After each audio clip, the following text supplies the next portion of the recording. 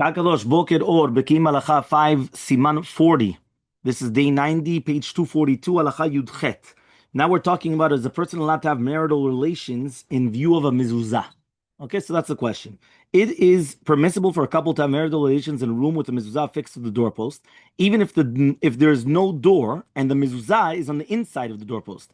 This is because the mezuzah is fastened to the wall and it's higher than 10 tfachim from the floor, and it is certainly permissible if the mezuzah is covered even with only one cover. So nowadays they're all covered, so we don't have that problem, right?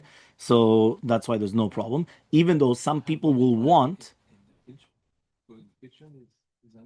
is uncovered. Okay. Just with the thin plastic. A thin plastic. Okay, fine. No, but especially if it's covered. But again, one more time. Here he's saying it's because it's above 10 tfachim. So since it's above 10 tvachim and it's fixed to the wall, so therefore he says it's going to be permissible, even with only one cover. Nowadays, we try to get two covers, and if it's going to be the bedroom, what we try to advise the people is that the cover should not be see-through. Meaning, even if I'm going to have see-through covers throughout the entire house, but the bedroom should be not a transparent one. You understand? Fine. So that's going to be halacha 18. Halacha 19. Right? What about defecating in a room with tefillin? Yes. What about defecating in a room with tefillin? This is going to the washroom.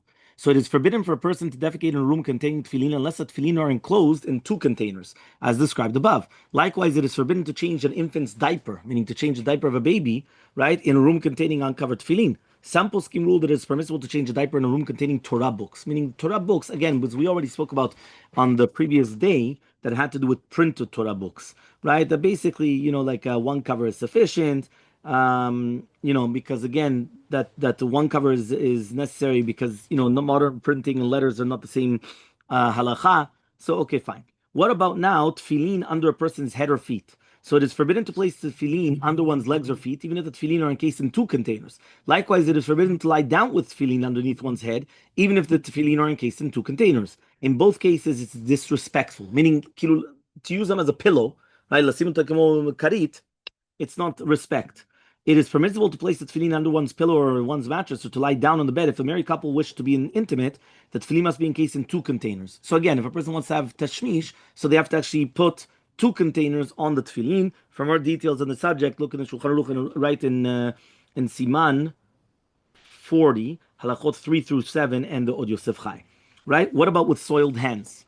Right? So, dirty hands. So it says, right? Mishi yadav nagu bimkom hatinofet. What happens if a person comes and they touch dirty things? Or other parts of the body. Don't touch the bite, the batim of the tefillin or the ritzuot until you do netilat yadayim. But if the tefillin are going to be in their boxes, or you're going to pick it up with a towel, it's going to be permitted. Okay, what about under one's seat? So certain bate knesiyot, underneath, they have like I don't know what you want to call it exactly, like a cubby, or like underneath they have like this rack, and that's where they put the tefillin. Can they do that? So it says here, safsalim shevet knesset tachtav safsalim, right? So he says, yesh teva latzniya sham tefillin, yesh omrim shasur lishav safsalim. So then you're not allowed to sit there. V'yesh matinim, but some people say it's mutar. But let's say you've got one tefach which is open. That means the rack is towards the bottom. They put the talit and tefillin, and then there's still going to be one tefach between the actual chair and underneath. So he says it's going to be mutar. ובעל נפש הואיל להחמיר שלא במקום הדחה גם כשיש חלל תפר, כי יש לזה מאוד בקדושה של תפילין, ואם קבעו במספרים לכותל, but if they fix it to the wall, then it's going to be mutar to sit on the safsalim. Okay, so basically you see from here that lechatchila, it's not good to buy these chairs. Because זאת אומרת, כן, אתה מבין מה אני מתכוון, כן? אתה ראית אותם, יש בתי כנסיות עם זה.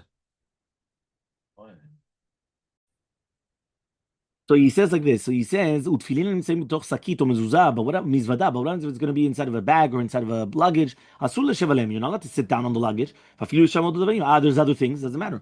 משום שמהדק התפילין בכובדו והוא בזיון. Because again, you're putting pressure on it. It's a ביזיון.